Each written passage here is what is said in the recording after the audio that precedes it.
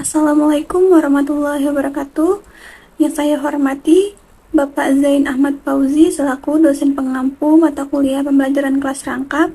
Sebelumnya perkenalkan, nama saya Erika Auliawinanda dengan NIM 20101225220020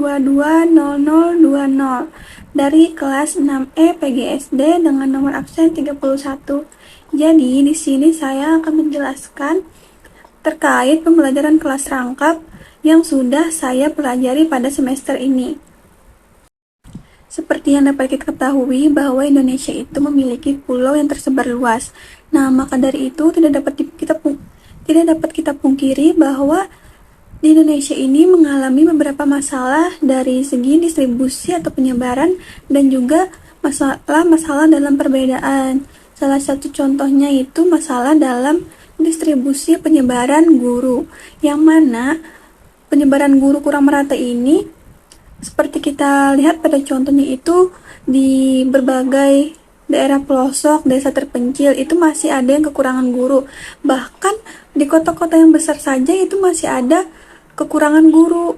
Nah, jadi kita dapat mengatasinya dengan cara melakukan pembelajaran kelas rangkap ini. Nah, apa sih pembelajaran kelas rangkap itu? Ya, jadi pembelajaran kelas rangkap itu adalah suatu pembelajaran yang mengharuskan seorang guru untuk mengajar di dua kelas sekaligus dalam waktu yang bersamaan. Biasanya itu di kelas rendah dan kelas tinggi. Misalnya kita ambil contoh di kelas 1 dan di kelas 5. Nah, jadi kita sebagai guru nantinya itu akan mengajar dalam dua kelas tersebut, yaitu kelas 1 dan kelas 5 secara bersamaan. Nah, lalu mengapa sih kita sebagai mahasiswa itu perlu mempelajari pembelajaran kelas rangkap ini?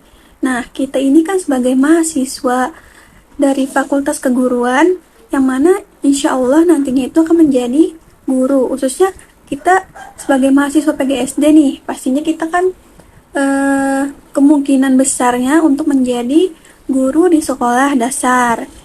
Nah, jadi PKR ini bertujuan untuk memberi kesempatan kepada kita sebagai mahasiswa untuk berlatih menerapkan pengetahuan, keterampilan,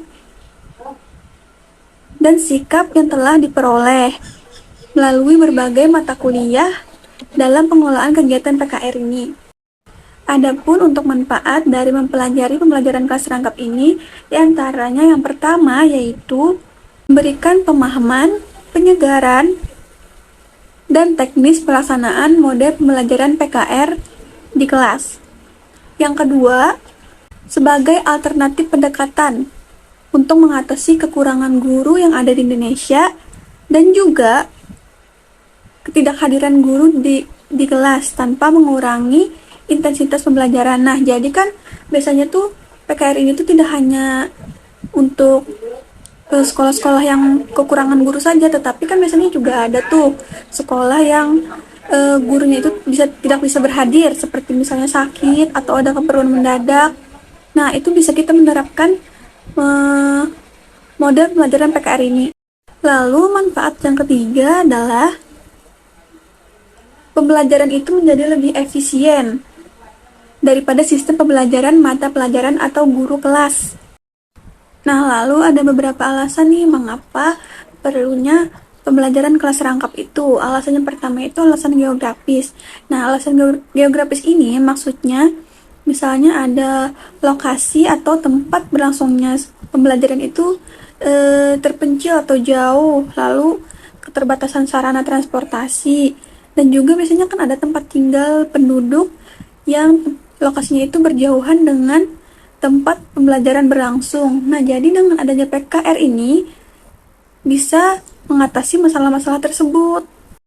Nah, untuk alasan yang kedua yaitu alasan demografis, yang mana bisa kita lihat pada pemukiman penduduk yang di pelosok, di daerah terpencil itu kan pastinya muridnya itu sedikit atau kurang, tetapi selain di daerah terpencil, di daerah kota-kota besar itu juga masih ada tuh sekolah dasar yang kekurangan murid.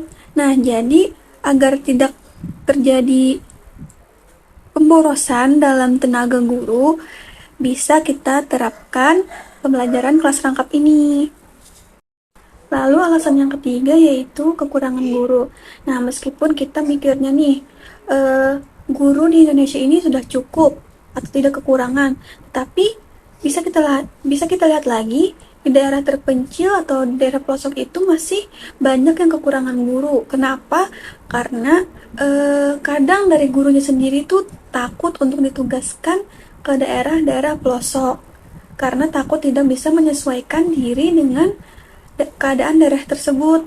Jadi daerah-daerah yang terpencil itu masih kekurangan guru karena ya itu tadi, guru tadi tuh kayak enggan atau takut untuk ditugaskan di desa atau di daerah terpencil tersebut. Alasan yang keempat yaitu keterbatasan ruang kelas.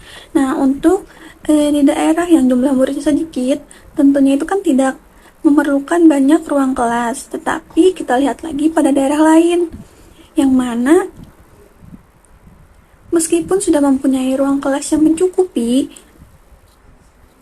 meskipun sudah mempunyai ruang kelas yang sesuai dengan jumlah tingkatan kelasnya, tetapi kan masih ada saja nih yang belum cukup karena jumlah rombongan belajarnya itu jauh lebih besar. Nah, maka untuk mengatasi masalah tersebut, perlu menggabungkan dua kelas atau lebih yang dibimbing oleh seorang guru, yaitu dengan pembelajaran kelas rangkap ini. Nah, alasan kelima yaitu kehadiran guru. Untuk alasan yang kelima ini tidak berlaku hanya untuk daerah terpencil saja, tetapi daerah perkotaan juga bisa. Nah, misalnya ada guru yang cuti melahirkan atau sakit, atau misalnya kayak gurunya tuh PPG. Nah, jadi guru yang ada itu diharapkan bisa menggantikan untuk mengajar di kelas guru yang tidak dapat berhadir tersebut.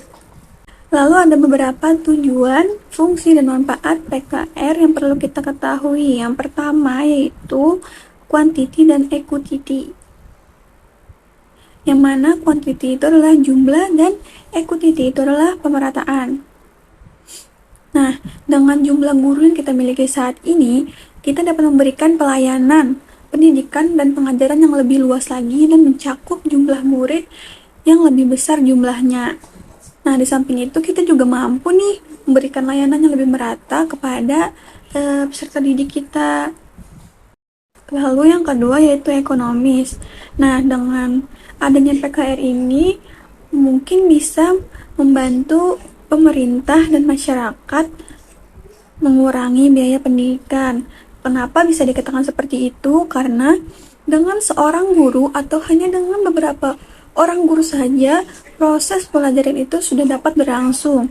Lalu selain itu, dengan beberapa ruang kelas saja atau cukup satu saja ruang kelas, itu sudah dapat dilakukan proses pembelajaran. Nah, maka dari itu PKR ini sangat membantu untuk biaya pendidikan di Indonesia.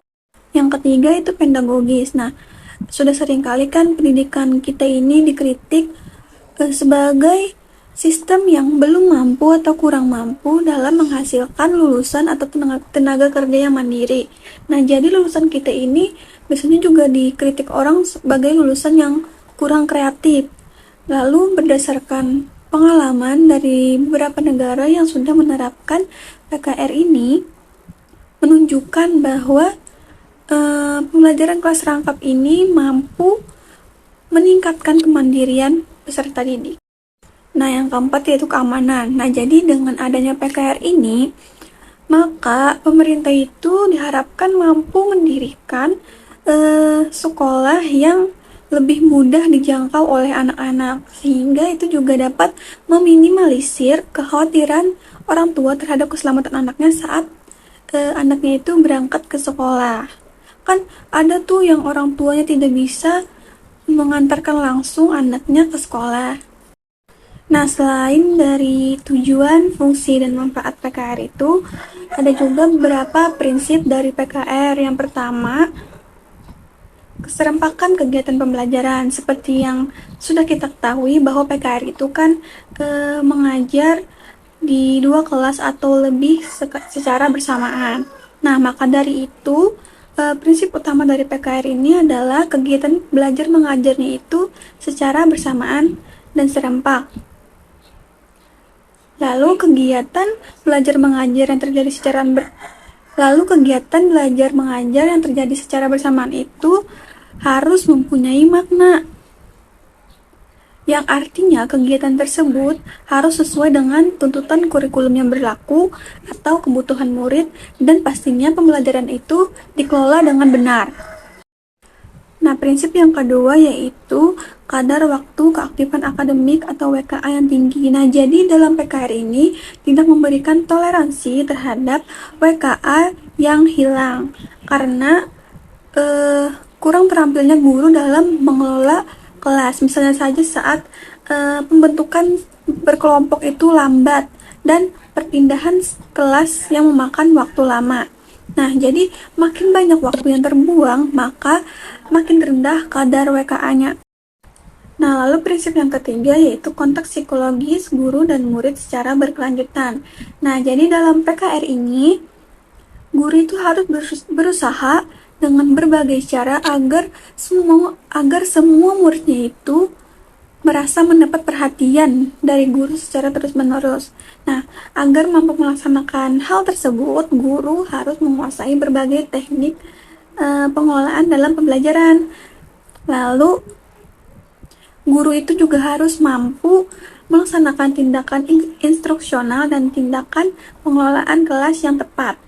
Nah, tindakan instruksional itu adalah tindakan yang langsung berkaitan dengan penyampaian isi kurikulum seperti menjelaskan, memberikan tugas, dan memberikan pertanyaan. Lalu, tindakan pengelolaan kelas itu adalah tindakan yang berkaitan dengan penciptaan atau pengembalian kondisi kelas yang optimal. Misalnya menunjukkan sikap tanggap dan peka, lalu mengatur tempat duduk, memberikan petunjuk yang jelas, atau menegur muridnya. Prinsip yang keempat yaitu pemanfaatan sumber secara efisien. Nah, sumber ini dapat berupa peralatan atau sarana atau media pembelajaran, orang, dan juga waktu. Agar terjadi waktu keaktifan akademik yang tinggi, maka semua jenis sumber itu harus dimanfaatkan secara efisien. Seperti misalnya di lingkungan itu ada barang bekas misalnya, dan segala peralatan yang ada itu dapat dimanfaatkan oleh guru PKR. Nah, selanjutnya juga ada beberapa model pengelolaan pembelajaran kelas rangkap. Untuk model PKR yang pertama yaitu 2-2-1, yang mana artinya 2 kelas, 2 mata pelajaran, dan 1 ruangan. Misalnya kita melaksanakan PKR 2 kelas, contohnya kelas 2 dan kelas 4. Nah, jadi di kelas 2 kita memberikan materi PKN, lalu di kelas 4 tadi kita memberikan materi tentang bahasa Indonesia, tetapi dalam 1 ruang kelas. Lalu model PKR yang kedua yaitu model PKR 2-2-2, yang artinya 2 kelas, 2 mata pelajaran, dan 2 ruangan. Nah, jadi di sini misalnya ada 2 kelas nih, misalnya kelas 1 dan kelas 4. Lalu ada juga 2 mata pelajaran, biasanya itu tidak saling berkaitan ya, dan 2 ruangan. 2 ruangan ini misalnya saling berdekatan. Model PKR yang ketiga yaitu 3-3-3, yang artinya 3 kelas, 3 mata pelajaran, dan 3 ruangan. Jadi contohnya itu misalnya kita menghadapi 3 kelas sekaligus untuk mengajarkan 3 mata pelajaran. Nah, jadi misalnya kelas 4 nih, kita mengajar mata pelajaran IPS. Lalu kelas 5 kita mengajar mata pelajaran IPA. Dan kelas 6 kita mengajar mata pelajaran IPS dalam 3 ruangan yang berbeda.